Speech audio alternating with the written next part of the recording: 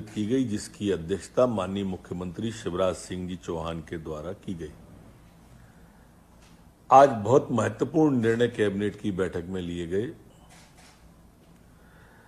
माननीय मुख्यमंत्री जी के द्वारा जो 4 मंत्रियों के समूह बनाए गए थे, उन मंत्रियों के समूहों का भी प्रेजेंटेशन आज मध्य प्रदेश की कैबिनेट के समक्ष प्रस्तुत हुआ। सबसे पहले आज सुशासन का, फिर भौतिक अधोसंरचना का, उसके बाद स्वास्थ्य शिक्षा का और उसके बाद अर्थव्यवस्था और रोजगार, ये प्रेजेंटेशन सभी के आज आए।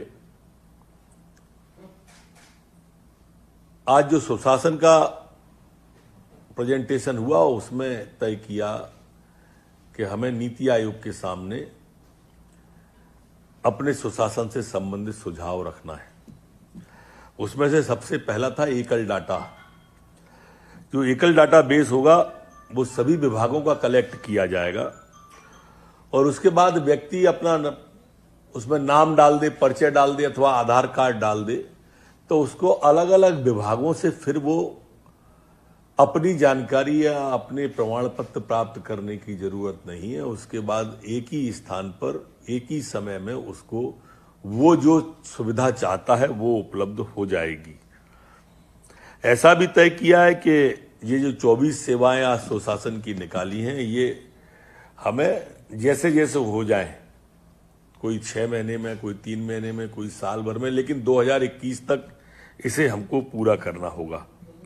इसी तरह से एकल पोर्टल बनाने पर भी सुशासन के उसमें आज तय किया है कि एक पोर्टल इस तरह का बन जाए जिसके अंदर सारी की सारी जानकारियां और सामग्री उपलब्ध हो। ये सारी सुविधाएं, मोबाइल जो ऐप है वो भी बन जाएगा और उस पर भी, मोबाइल पर भी सारी सुविधाएं व्यक्ति चाहेगा तो उसको उस पर भी मिले।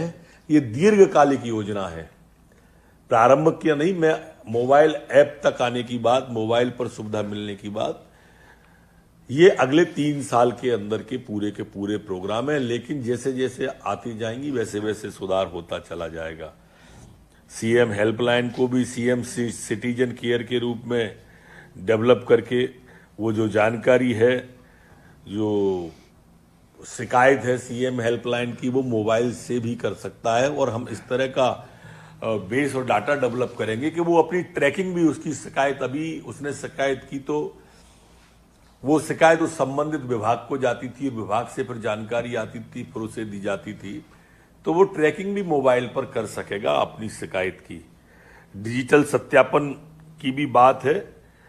अगर कोई व्यक्ति मान लो घर की अनुमति लेना चाहता है तो उसे फिर नजूल में जाना और नगर निगम में जाना और वगैरह वगैरह ना हो, वो एक ही स्थान पर अपना अनुमति के लिए वो डाले और उसके बाद में उसे अलग अलग नहीं भटकना पड़े। लोन लेने जाना है तो अलग अलग नोडूज लेने के लिए उसे इस बैंक से उस बैंक, उस बैंक से उस बैंक नहीं जाए, एक ही जगह पर डिजिटल सत्यापन हो और उसे अनुमति मिल जाए। बहु भुगतान प्रणाली जो है वो भी इसके अंदर हमने डाली है कि अलग अलग प्रणाली से अभी भुगतान अलग अलग प्रकार से अलग अलग स्थान पर होता है। इसे हमें अब समाप्त करके एक ही स्थान पर करना चाहिए। अभी हमारे 7,000 गांव ऐसे हैं जो कि कनेक्टिविटी में नहीं है, उनको भी कनेक्टिविटी में जोड़ना है। आज सुशासन में ये भी तय हुआ कि हमारे कर्मचारी भाई भी बल्लभ भवन में ई ऑफिस डेवलप हो रहा है। अगर कोई ट्रेंड नहीं है तो उनके लिए भी एक शिविर लगा के इन सबको भी ट्रेंड किया जाए।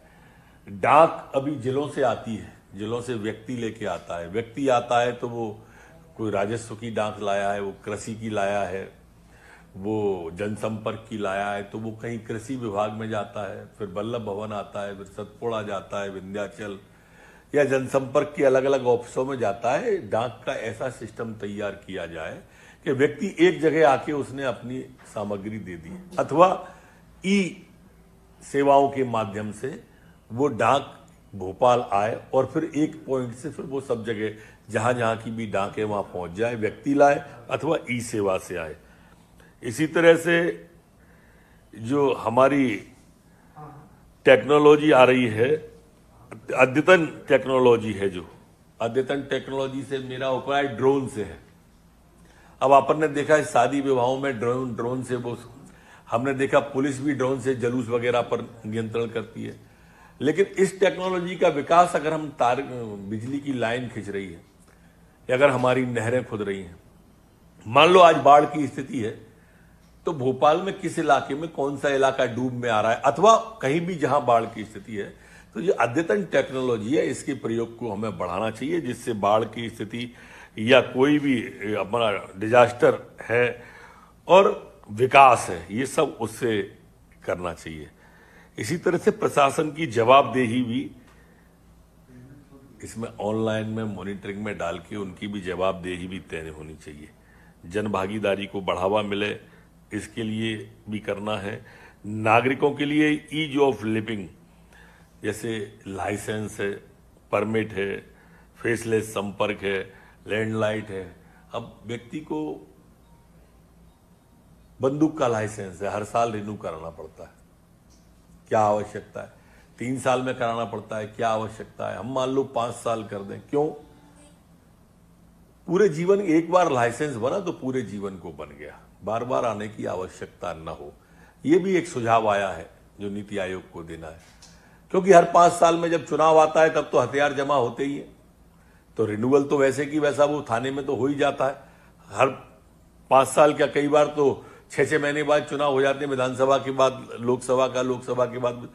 तो इसलिए ईज ऑफ लिविंग के अंदर ये परमिट, लाइसेंस, तो ये सब उसके अंदर डाल के इन्हें, क्यों नहीं हम परमिट को भी आजन्म करें और उसको भी आजन्म करें। इसी तरह से हमारे अन्य विभागों में भी अधोसंरचना का विषय आया, तो आज आपने भी देखा होगा माननीय मुख्यमंत्री जी ने और हमारे केंद्रीय मंत्री नितिन गडकरी जी ने बहुत बड़ा कार्यक्रम आज अपने प्रदेश के लिए किया।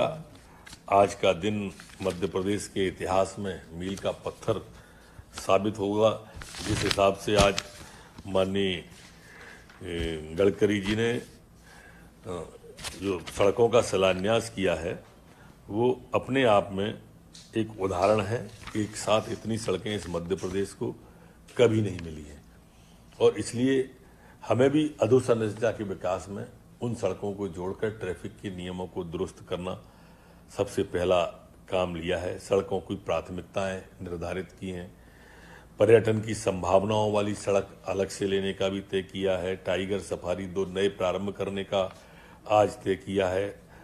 हमारे जो अनुभव के आधारित पर्यटन होते हैं, जैसे जो लोग हमारे हैं, जो पन्ना टाइगर है हमारा, राम वन पथ गमन है, चंदेरी की साड़ियाँ हैं, ऐसे अनुभव के आधार पर जो पर्यटन है उन्हें भी विकसित करना है। भोपाल इंदौर मेट्रो को हर हाल में जल्दी से जल्दी हमें पूरा करना है। दीनदयाल रसोई जो जिलों में है, वहाँ जिलों में तो जोड़ेंगी, ऐसे जो तीर्थ स्थल हैं वहाँ पर भी दीनदयाल रसोई को हमारी को जोड़ना चाहिए।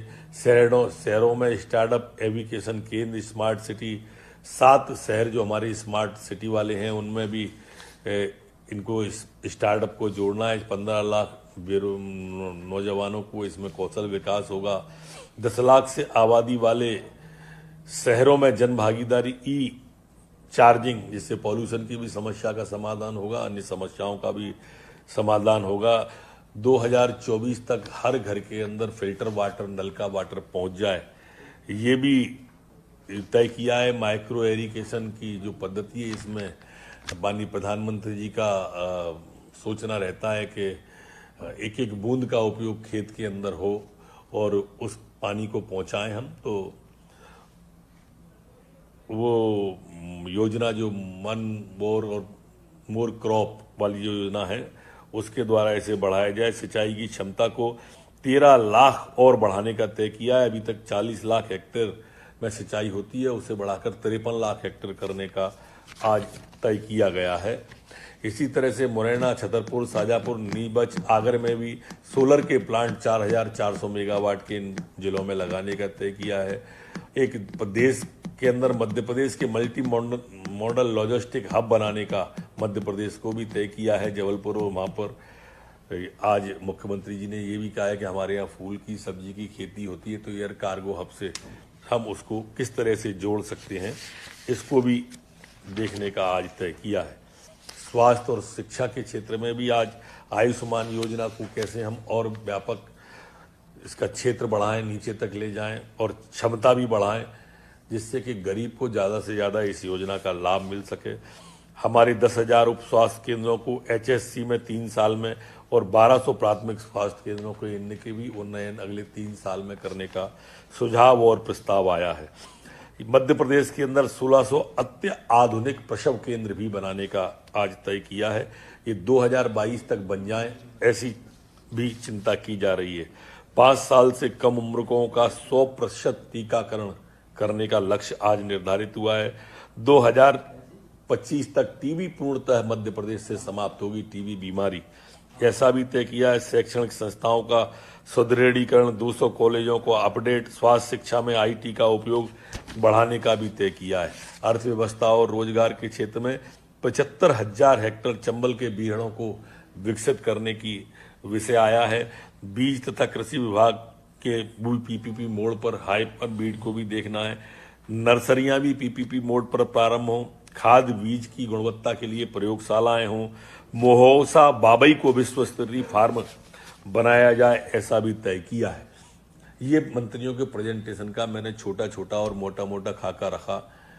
आज इसके अलावा माननीय मुख्यमंत्री जी ने 1 सितंबर मंगलवार को सभी मंत्रियों को जिलों में जाना है।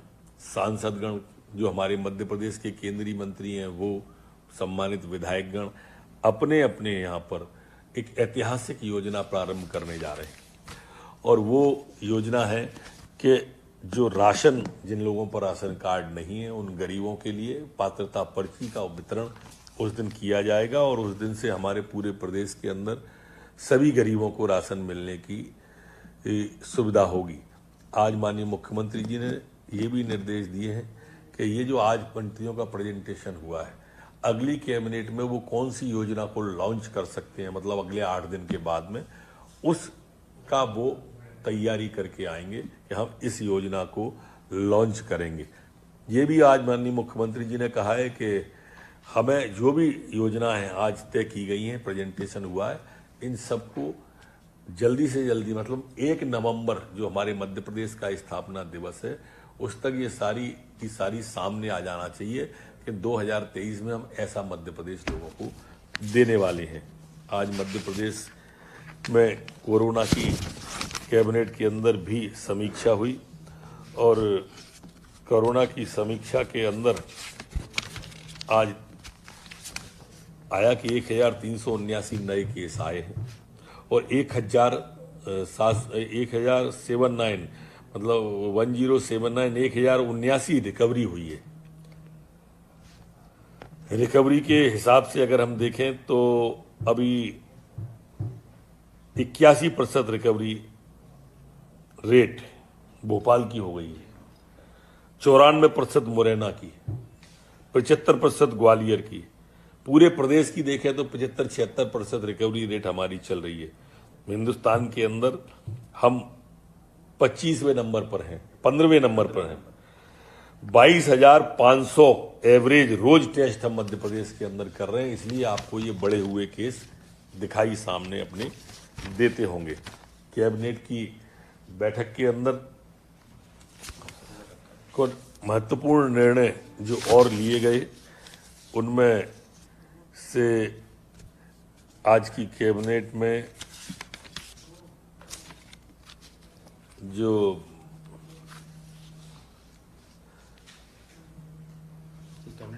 गृह विभाग के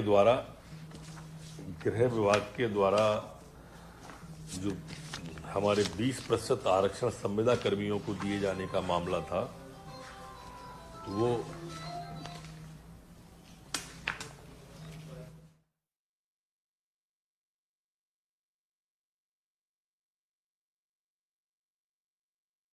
गृह विभाग के द्वारा जो 20% आरक्षण संविदा कर्मियों को देने का था, तो उसमें यह विषय आया था कि हम पहले से ही 25% आरक्षण रिटायर्ड सैनिकों और हमारे अनुकंपा वालों को देते हैं, तो 25% हो जाता है, 20% और जाएगा तो ये बढ़कर 45% हो जाएगा। जो अपने आप में ही एक अजीबोगरीब स्थिति को निर्माण करेगा। तो इसलिए इसको हमें छूट दी जाए, क्योंकि पुलिस का काम थोड़े अलग प्रकार का भी काम है। आज हम लॉकडाउन में भी देखते हैं तो लॉकडाउन के अंदर इस तरह की स्थिति रहती है कि हमें वो देखने को ही नहीं मिलता है। तो इसलिए आज ऐसा तय किया कि ये छूट गृह विभाग को दी जाए और आज कैबिनेट के द्वारा 20% की छूट प्रदान की गई है। आज एक अन्य निर्णय के अंदर महत्वपूर्ण निर्णय जो था उसमें राजस्व विभाग